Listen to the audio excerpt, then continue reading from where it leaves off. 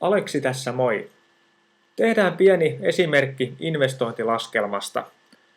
Täällä on nyt projektina kuumailmapallon hankkiminen ja kuumailmapallolentojen myyminen.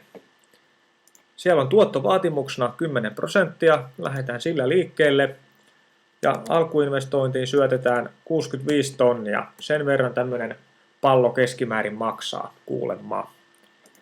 Sitten lähdetään syötää tuloja. Keskimäärin vuodessa tehdään 80 lentoa ja yhden lennon hinta on 700 euroa. Syötetään se tuohon. Saadaan tulopuolella 56 000 euroa per vuosi. Okei, kopioidaan se tänne jokaiselle vuodelle. Oletetaan, että joka vuosi tehdään yhtä monta lentoa ja lennon hinta pysyy samana. Sitten syötetään kuluja. Laitetaan sinne miinusmerkki alkuun. Ja otetaan lähtökohdaksi jälleen tämä lentojen määrä. Laitetaan sinne, että yhdestä lennosta tulee 500 euroa kustannuksia. Ja sitten laitetaan siihen lisäksi, että vuodessa käytettäisiin vaikka markkinointiin ja muihin sitten 5000 euroa. Saadaan kuluiksi 45 000 euroa per vuosi. Ja sama homma, kopioidaan se jokaiselle vuodelle. Eli tässä on nyt 10 vuoden ajalle sitten syötetty luvut. Ja se oli siinä. Nyt on kaikki luvut syötetty. Meidän investointilaskelma on valmis. Täältä nähdään heti, että ahaa, näillä luvuilla, eli tällä tuottovaatimuksella, tämmöisellä investoinnilla, näillä kassavirroilla, tämä investointi on kannattava. Ja tässä on sitten laskettu 4 keskeistä tunnuslukua.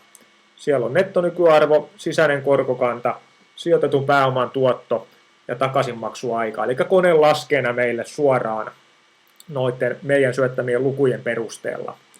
Lisäksi siellä on sitten grafiikka, jossa näkyy sinisinä tolppina nämä vuosittaiset kassavirrat ja vihreällä sitten tämä kumulatiivinen kassavirta. No okei. Tässä voidaan nyt tehdä sitten pientä herkkyysanalyysiä muuttamalla lukuja. Nostetaan tuottovaatimus 15%. Huomataan, että investointi kääntyykin kannattavasta kannattamattomaksi. Samaten siellä nuo tunnusluvut niin muuttuvat. No, mitä sitten, jos pystyttäisiin tinkimään tuosta alkuinvestoinnista, saataisiin pallo hommattua 55 tonnilla. Tilanne on taas eri. Sitten tämä homma näyttäisi tuolta, että tämä kääntyy taas kannattavaksi.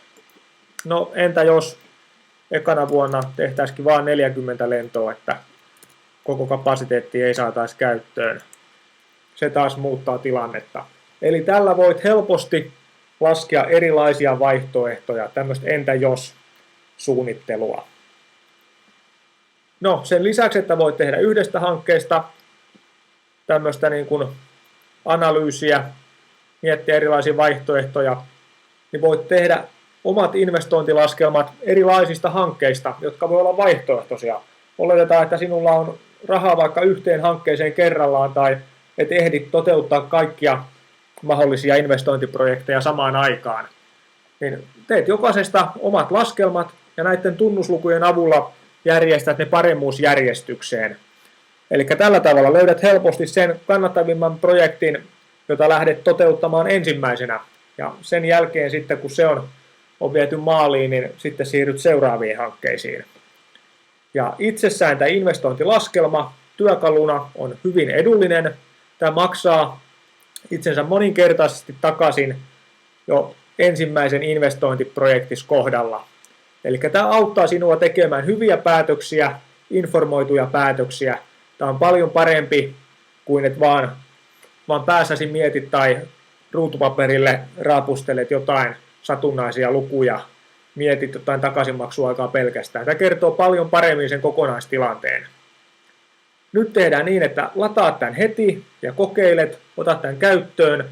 Ja jos et ole tyytyväinen, niin tässä on 100% rahat takaisin tyytyväisyystakuu. Eli sinulla ei ole mitään riskiä, ei ole mitään menetettävää. Kokeile heti. Olen varma, että olet todella tyytyväinen tähän ja että tämä on sinulle todella hyvä hankinta, joka tienaa hintansa välittömästi takaisin. Nyt lataa.